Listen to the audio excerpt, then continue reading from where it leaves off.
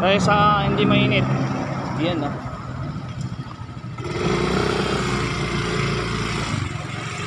Mainit. Late ka na, Lay. Late. Sobrang late na. Di ba naman?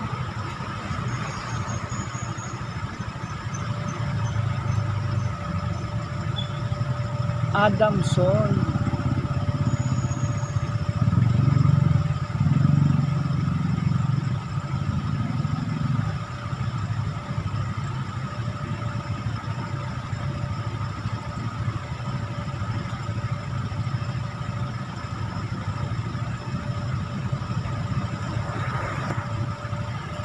Hi guys, good morning. Big smile.